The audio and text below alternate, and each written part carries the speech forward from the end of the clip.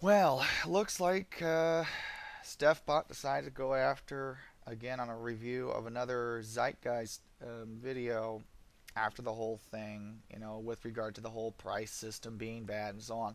And of course, all the Venus Project people and even Peter Joseph himself came out and acted like the dumbasses that they were, and not quite understanding the problem, the price system showing their entire economic illiteracy. It's not surprising, really.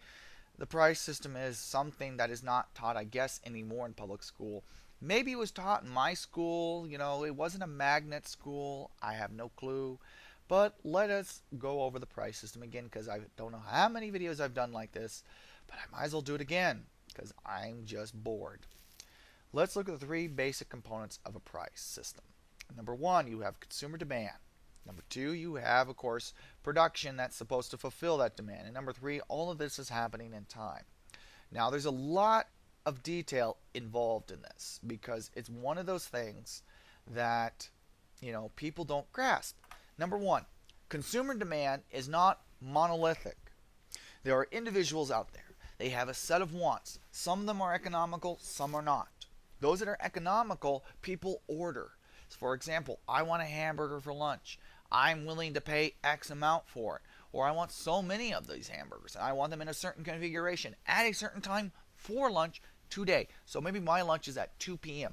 Not likely, but say it is. Or I want it tomorrow at 11 a.m. instead. I'm going to have an early lunch and so forth. All these differences are important because they allow us to figure out what is the average demand of quantity demanded of a good and in what configurations. And then we can aggregate and produce based on these averages. But that's what's interesting here because although we're making averages, we're still trying to capture that which is rarefied within the individual demand schedules of individual consumers that make up the total concept of quantity demanded in a market. Okay, so the supply is not homogeneous. It is in itself heterogenic, and thusly the production processes are heterogenic. And thusly, we are looking at two sides of the same coin, essentially of push and pull.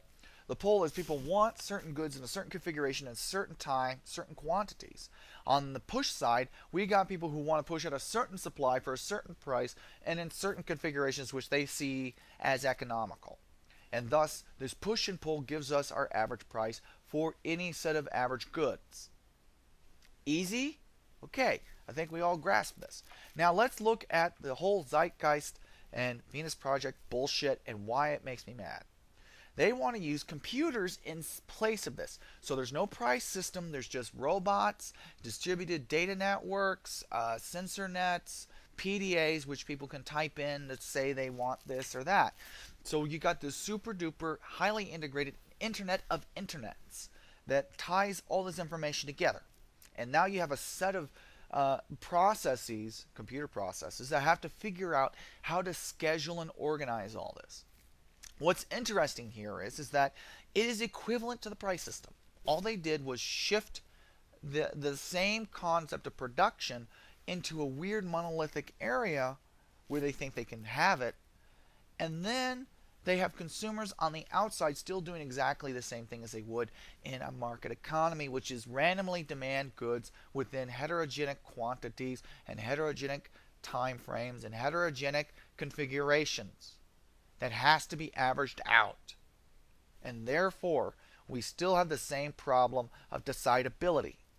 Now, the production side of things cannot be merely decided by a bunch of technocrats.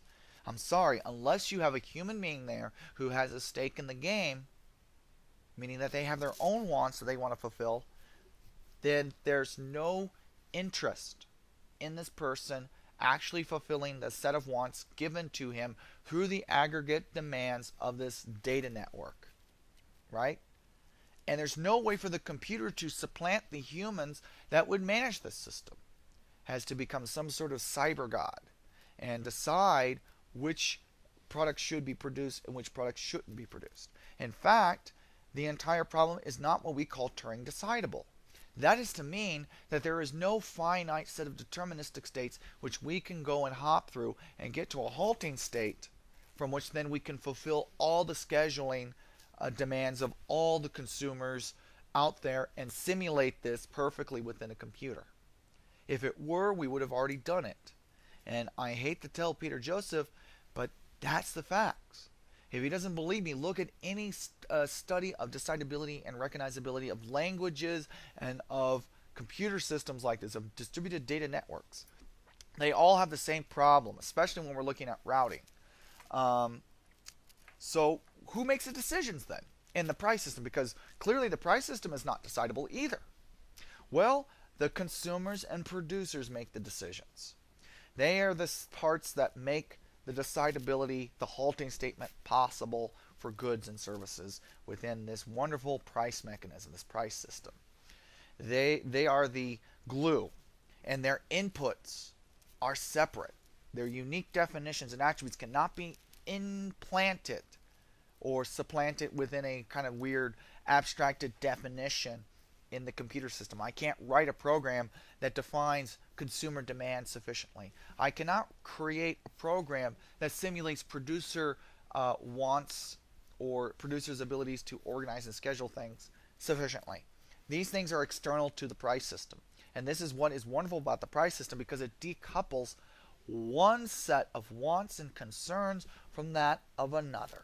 Just because one person wants, say, a strawberry ice cream milkshake doesn't mean another person could use the same strawberry ice cream to make an ice cream birthday cake. All the ice cream maker worries about is making sufficient ice cream of the quantity and quality that people want it. That's the wonderful part of the price system. It decouples production from consumption and individual consumptions from each other and individual productions from each other. They allow also through time for us to order all productions and consumptions in such a chain from which we can maximize what Mises called in Human Action our psychic profit. Wow, psychic profit, our sense of satisfaction. This is not really hard, folks. Maybe it's because I'm a computer scientist here. I got my BACS over here and I'm working on my MSCS now that I actually grasp this. So anyways, long story short is, if Peter Joseph wants to ever answer that point, he's going to have to get me a proof, and I mean a mathematical proof, that the price system can be supplanted with this system in a sufficiently good way that is superior. Literally, that even this system can predict the demand schedules of individual consumers. I really want to see it, because if that's the case, then I'm sold. But if he can't show me how to do that, and by the way, that is my interest. I love AI theory and computation, computer science. I got a degree in it. Then I'm sold. Otherwise, if he doesn't have proof, he doesn't have a mathematical proof, he can go quite literally fuck himself sideways. I'm sorry if I decide to make this very vulgar and ad hom, but I'm tired of the ignorance of people who don't grasp the most basic components of how a fucking computer even works. They think it's a magic fucking box. You TZM people, I want to fucking just like cold cock you and skull fuck your asses. I don't think you skull fucking ass, but I really do want to fucking just pimp smack you. You guys are fucking morons. Study how computers actually work. Understand computation. You make baby Alan Turing cry. Okay? That's very bad. Okay? He's going to suddenly turn into Green Hulk or Gray Hulk Alan Turing and kick your ass. Just after he creates the super or hyper Turing computer as well. So, that's just that, folks.